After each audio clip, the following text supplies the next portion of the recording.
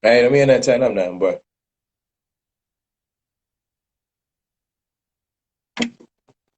I get some drink. Thirsty.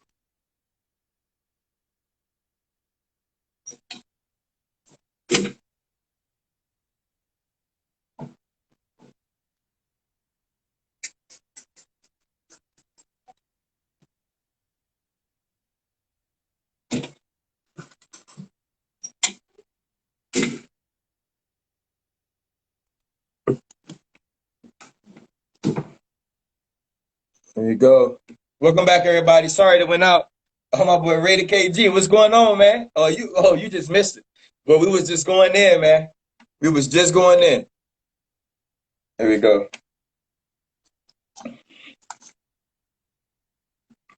What's going on? What's going on, everybody?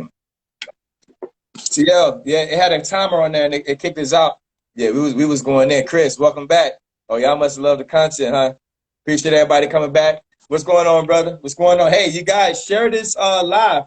You guys share this live. We want this to be like, we want all our people to be on, man. We want all our people. Hold on 1 second, y'all. CL, you can stop talking to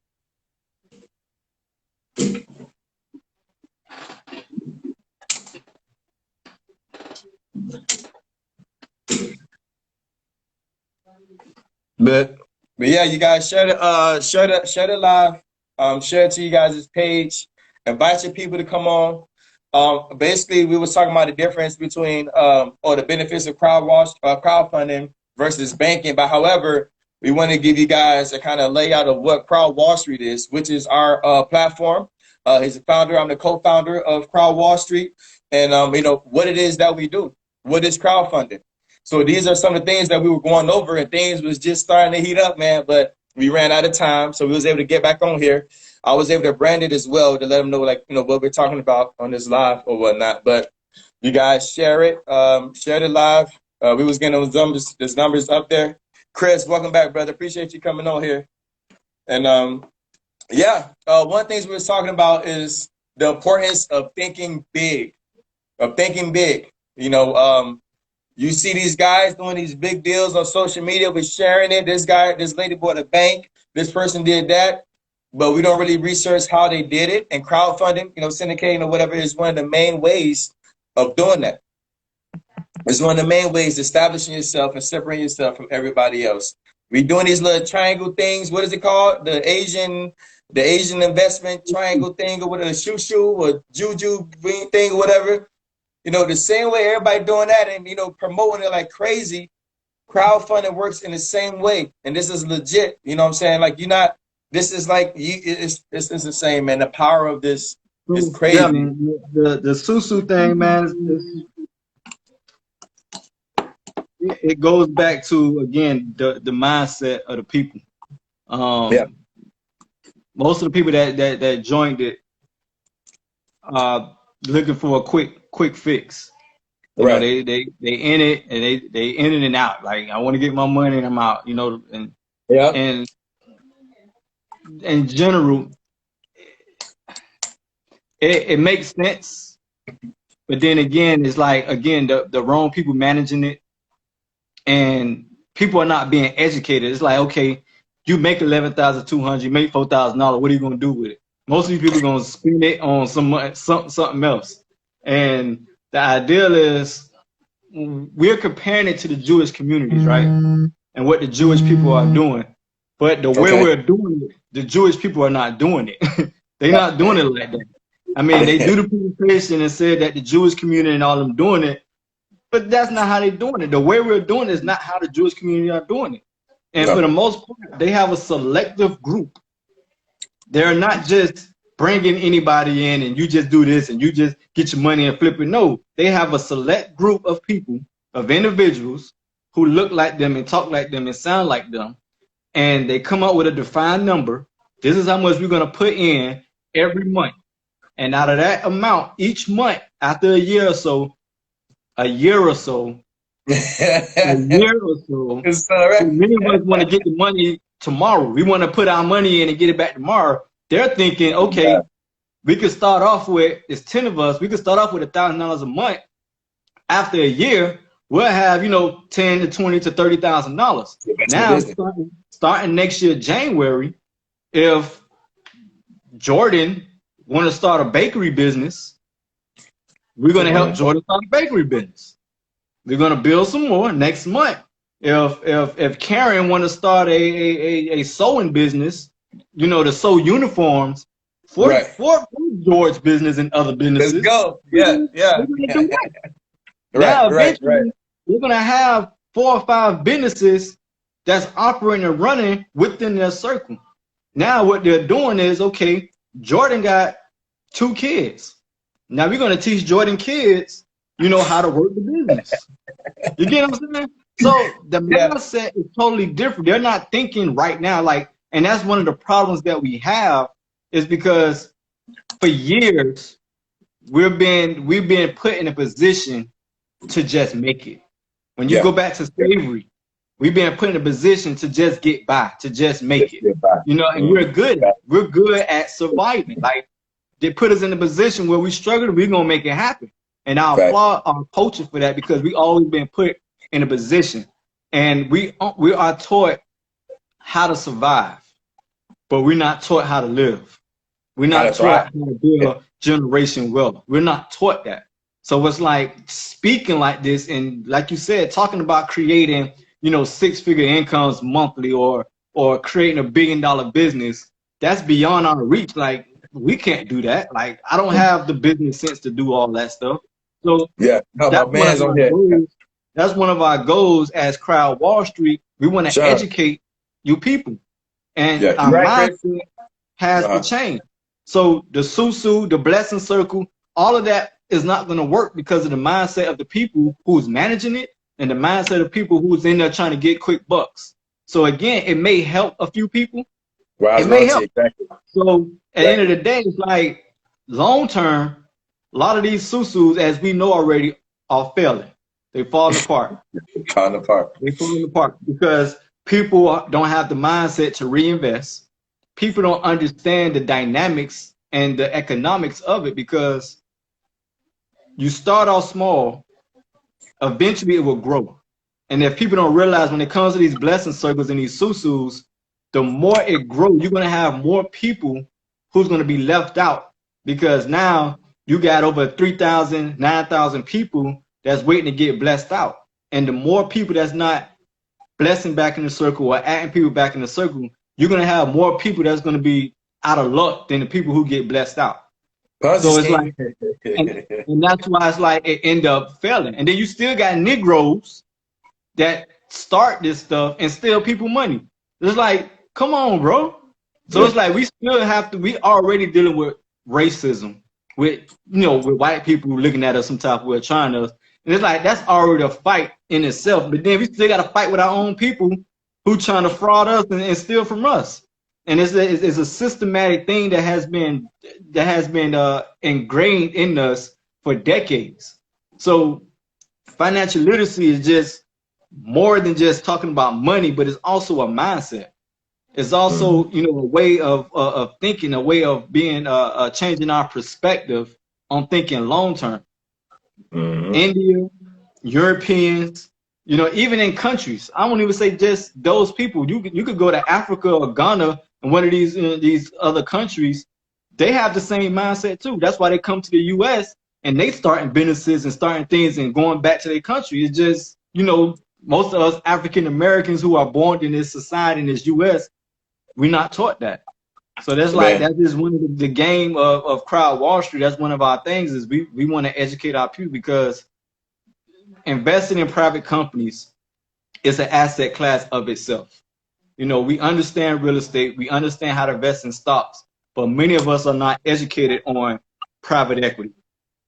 Many of us not educated on investing in private companies. Many of us not educated on venture capitalists. Many of us don't even know what an angel investor is. Many of us don't even know, you know, how to read financial statements. We are left behind. We lack in that area. And the more we educate ourselves in that area, the better we become. The more we can influence our, you know, entrepreneurs who have that bright mindset to come out with this new technology. Like the lady who we saw that came out with the cake batter. You know, she was trying to raise what it was, 18,000 to 10,000, Yeah, and yeah. she couldn't do it. Tracy, And welcome. she went on Kickstarter, but I ain't see nothing that Kickstarter was supporting her. Kickstarter didn't support her, she didn't reach her goal. And that's the difference between us. We're going to support your business. We're going to help market your business. But we're going to prepare you for that. We're going to prepare you and teach you how to campaign, teach you how to scale your business. We're going to teach you all that stuff. So, because the thing is, when you succeed, we succeed. So if we don't charge no upfront fee, unless you get into our mastermind group, or unless you want to get into a larger scale on marketing. But for the most part, just getting on the campaign and raising capital is completely free. Our fee comes on the back end. If you're successful in raising whatever your funding goal is, we get 5% of that because we provided a platform, we help you with market, but there's no upfront fee. If you're unsuccessful and you don't reach your goals, nobody makes anything. All that money goes back to whoever invested. Back to the backers, and that just gives you an opportunity to go back to the drawing board to see what can you change and what can you fix. And that's the beauty of it. And like I said earlier, just much like Shark Tank, you guys just think of it like Shark Tank and the kind of numbers they're throwing around. I need $5 million. I need $600,000. Before you come on our platform and you say you need however much you need, you're going to have to show, well, where is this money going to go? Why this amount? And then with this amount, I need 500,000, 30,000. Where is this money going to go? You know, where are you going to delegate this money? What kind of success have you had so far? So before you even come on our platform, we got to know, we wanted to know that you've already been branding yourself, as we're speaking on our last live that we recently just finished. But we want to know that you personally was already branding yourself. What sweat and tears, what blood, sweat, and tears have you put into this company already? We want to know that you sacrificed something in this company before we even get in there. Because if you're not willing to invest and sacrifice for your company, then why should we? You know what I'm saying? 90% of startups fail. So we want to try to make sure that when we invest in your company and we got our venture capitalists and angel investors investing in your company, that you have a greater chance of surviving and thriving. And they're not just throwing their money, because a lot of times VCs, it's pretty much you just kind of, hey, hopefully this company do well. You know, I know a couple of people in this industry. We can try to help you grow. But it's not guaranteed the company is going to succeed, and they know it's a big chance that they may lose their money.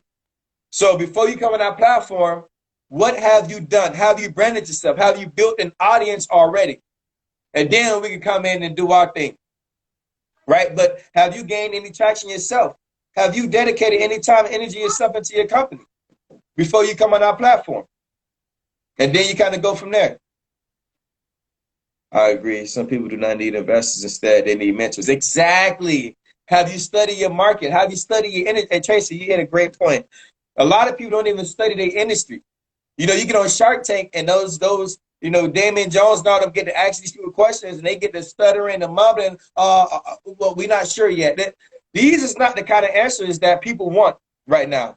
Right? These is not, like, if I'm asking questions about your business and about your industry and you can't answer questions that I'm asking you, and I'm about to give you 300, a million, 50, I'm about to put this money into your business. What? Like, how does that work? Just because it's a great idea? Oh yeah, I got a great idea. This is $1 trillion industry. You know everybody. The black buying dollar is $1 trillion a year and all that. It's like, that's not how it works. Yeah, that's true. Hey, you guys. Yeah, that's true, but it don't work like that. Just because this is a $1 trillion industry and the black dollar pay, nah. You still got to come with some concrete. What kind of numbers have your business done already? And a lot of people don't understand it, our people. So this is WallStreet's job, in a sense that we want to help educate our people.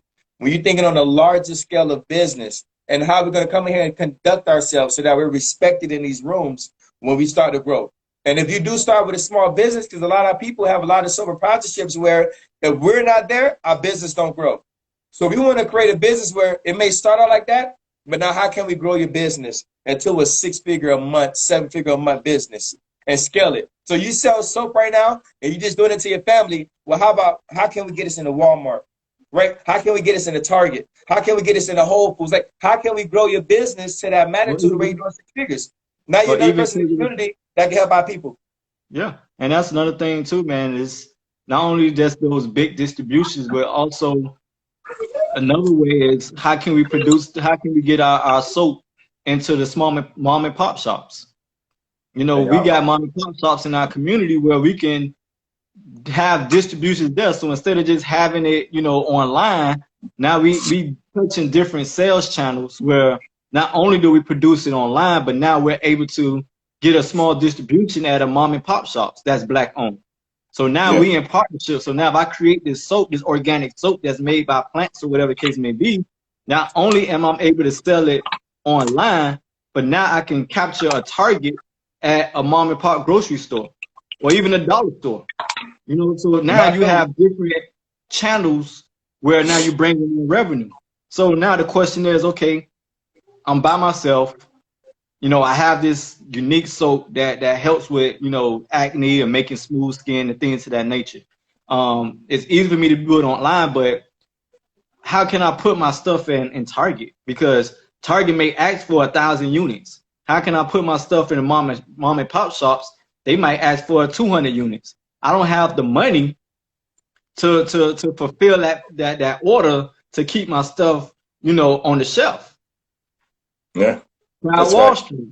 So now if you know that, okay, now if I go to Target and I introduce my soap to Target and Target's digging it because Target do support black owned businesses, and Target say their minimum of units that's needed to put their stuff on the shelf is 1,000.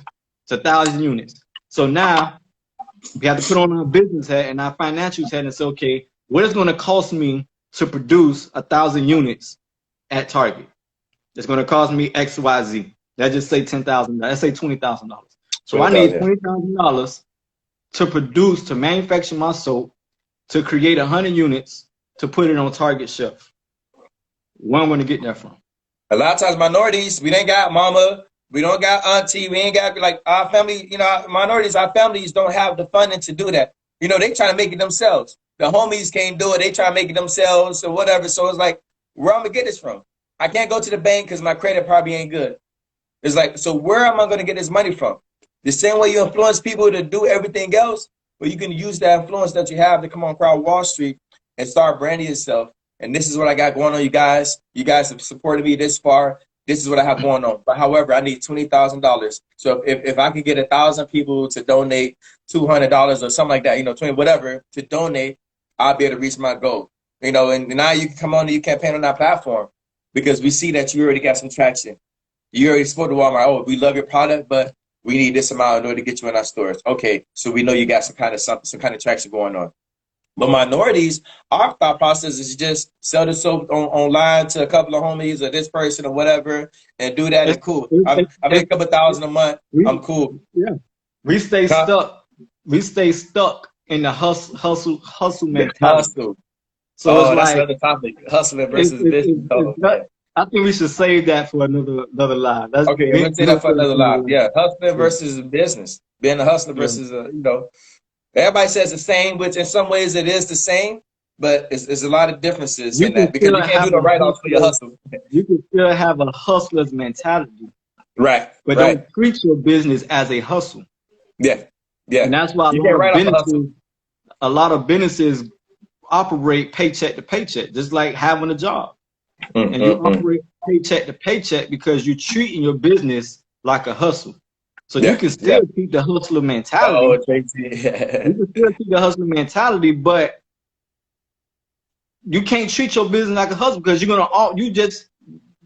business will never scale and never grow because you're treating your business as a hustle. And for the most part, you're treating your business as a hobby.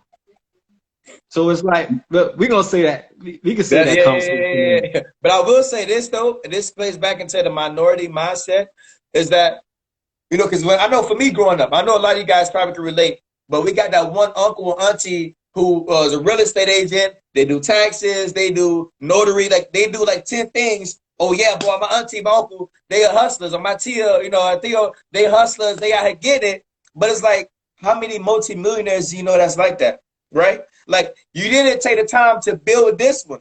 It's kind of like, oh, I do this, I do this, I do this, I do this. But what if you built the tax business and got that going?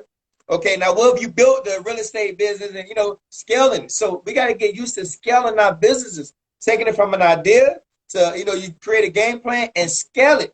We just want to say that I do this, I do hair, I do taxes, I do nails, I sell soap. It's like, nah, man. We want to create 6, 7 figures a month. That's not gonna be like that. So we got to change the way we think from that hustle. Oh yeah, boy, he a hustler. He out here getting it. We got to stop all that, man. We got to stop about Jeff Bezos. He what's the dude name for Tesla? Mark. What's the dude for Tesla? What's the owner of Tesla name? Because every time you turn around, he said, like, listen, 3 years ago, his net worth was 30 billion. You turn around, 60 billion. He just reached $100 billion. You see what I'm saying? So we got to think like that. That's how we create more minority billionaires in our industries and in our markets. People that understand us. And that way, the more billionaires we create, the less they can target us.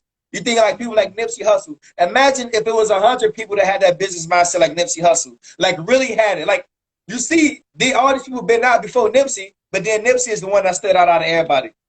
So imagine if we had 100 Nipsey Hussles. They don't know who to target.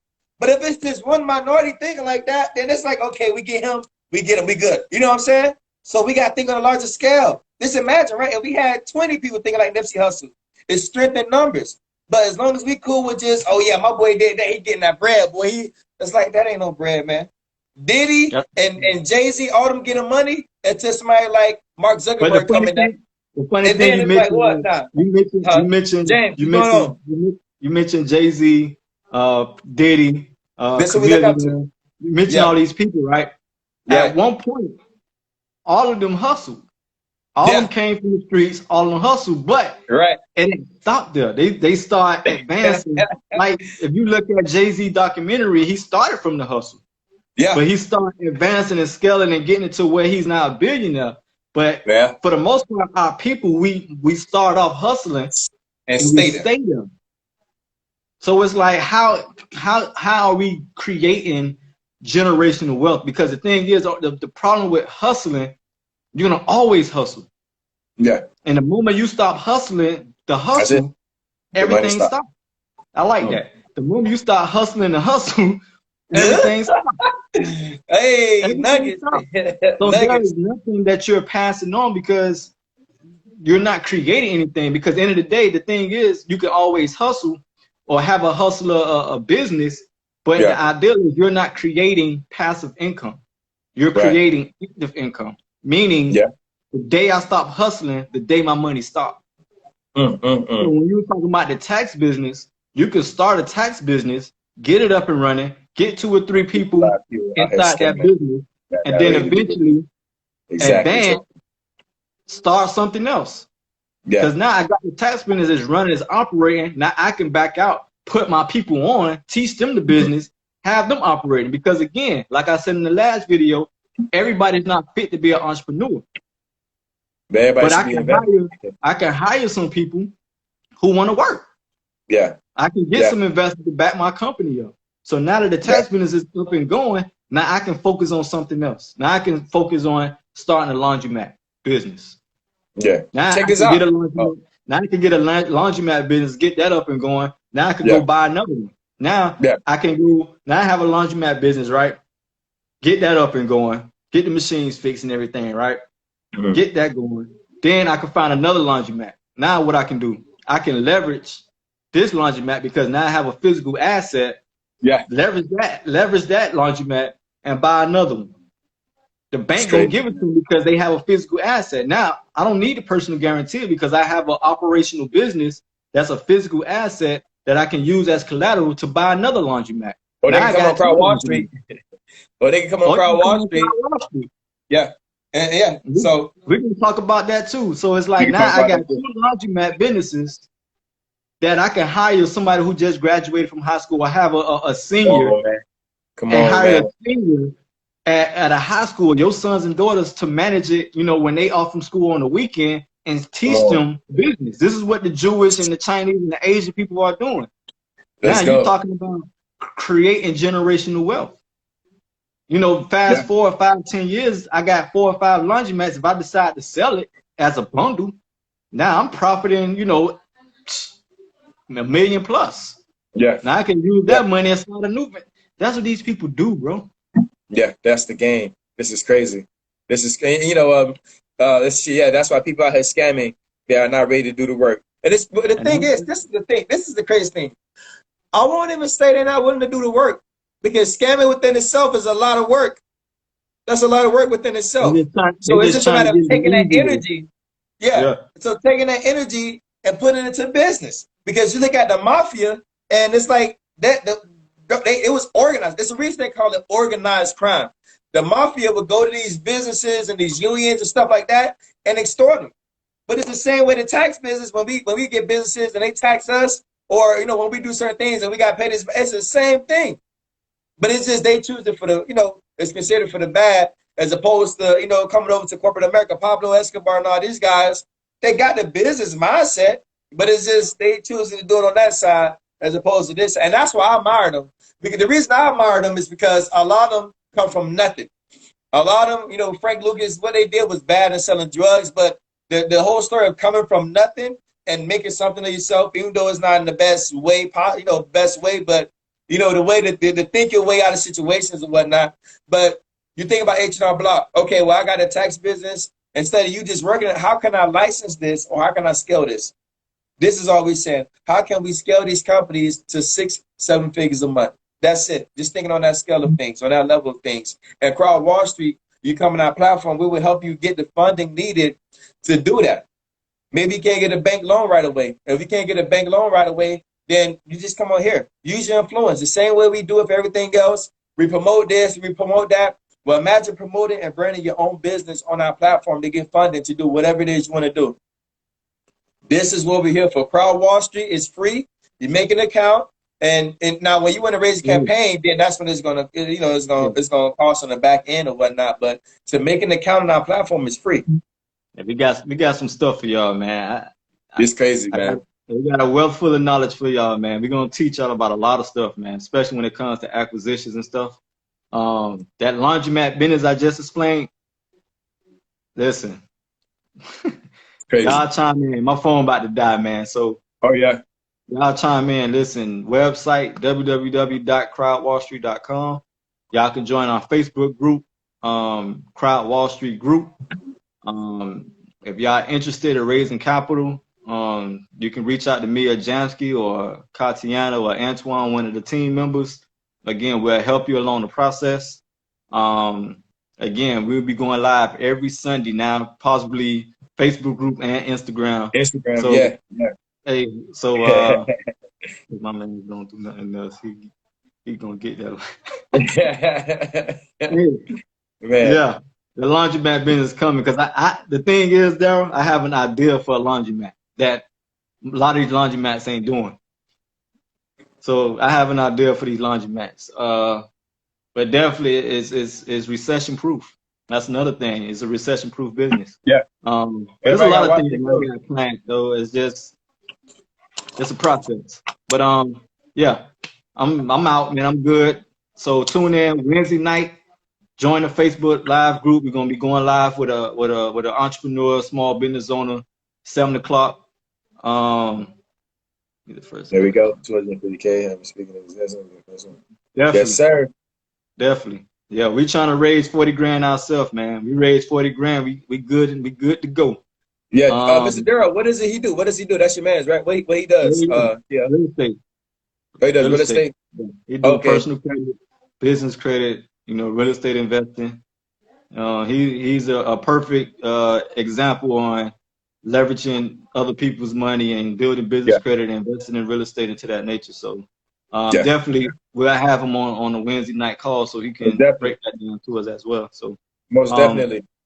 We got the resources. So we've been connecting with all type of investors. We're in the process of connecting with banks, black-owned banks. So Crowd Wall Street this is just the beginning stage. Like literally, we ain't even touching the surface yet. There's so many things we doing and the connections that we making globally. So we just join the Facebook group, share this live, like Crowd Wall Street, like Jansky page. I posted my Instagram. just enjoy the journey. This is a journey we Yep. own, and you know, with you guys' help, we'll be able to make it happen. Yep. And So again, crowdwallstreet.com, crowdfunding platform to help you raise capital to fund your business and grow your business in the private sector before it goes public. And we want to create more Black billionaires, man. And this is how it is. You know, group economics, this is how it's going to be done. I will contribute to the 40,000 goal. Most yeah, we'll definitely, talk Mr. about Darrell, that. my man. So yeah, this is group economics. All that shoe circles and black circles and all that is cool and all that stuff like that. But when you talking about legit, and we want to get to the scale of these other billionaires, this crowdfunding is how we're going to do it. We talking about buying companies and investing in companies and acquire other companies that complement those companies to grow it and to sell it off. Like, listen, that's just a little sneak peek. But listen, y'all, this is next level. We want to create more minority billionaires, man. We want to do it, and we got to, the level of businesses that we're doing, we got to take it to the next level. We got to think more 6 and 7 figures a month, and the kind of goals and businesses that we're doing. And yeah, just scalability, businesses that have scalability.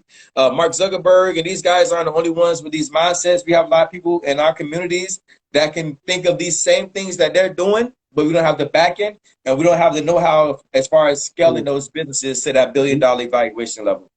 We bringing Silicon Valley to Miami. To Miami, Kansas City, baby. Kansas City. Yeah, they got Silicon Valley. How many people got access to that? Come on, we don't got nobody in Stanford like that. Who, Richard Sherman? Yeah, I know him, but it's like, we're going to bring that to Miami. They want to come to Miami for all our clubs and all that stuff like that. Y'all going to spend some money and grow some of our businesses to stop playing. But yeah, man, crowdwallstreet.com. It's free to make an account on crowdwallstreet.com. Yeah, CC, Kansas City. But crowdwallstreet.com, make an account. It's free. And join our group on Facebook, Crowd Wall Street Group. I wish we could have a group on Instagram as well. We'll probably figure something out or whatever. But definitely, you guys make accounts on our crowdwallstreet.com. It's free. And we just want to grow. We have 260 people right now. We launched 2 weeks ago. So we're doing 120 people, 130 people a week as far as growing capability right now. So our goal is to reach 1,000 investors on our platform.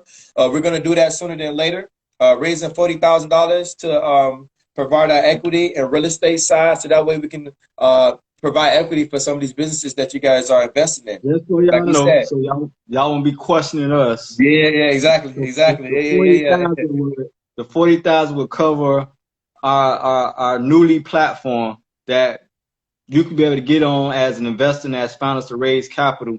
Regulation CF, Regulation A, you can do funds, you can create funds, you can do real estate deals, project developments. We have a platform that's going to be built out for that.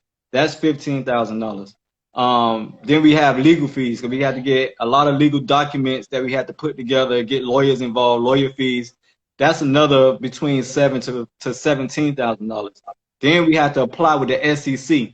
So this is like some legit stuff. This ain't the other stuff. This is some legit stuff. We have to apply with the SEC. We have to get our stuff approved. That's another $2,700. Then we have to get our escrow. We got an escrow account, because with our crowdfunding platform, we don't manage people's money. So the investors' money is going to be put in the escrow where it's safe and protected. So we're going to have an escrow agent, a company that's going to manage and hold the funds until the golden fund is met or not met, whatever. But that's a whole nother, between $7,000 to $15,000. So in total, we're looking at between $35,000 to $40,000. So that the same way we know our numbers, you need to know your numbers as a startup. We ain't just trying to raise money just because we need it. We know exactly what we need, how much we need to get things accomplished. So the faster we can raise that, the faster we can go ahead and open up our offering for equity and real estate. So my phone about to die. I'm on 1 minute. So again, Facebook group, website. Check us again Wednesday night at 7, and again Sunday at 3 o'clock. Crowdwallstreet.com, make an account. All right, y'all. Appreciate it. It's been great. It's been great. Get out of here.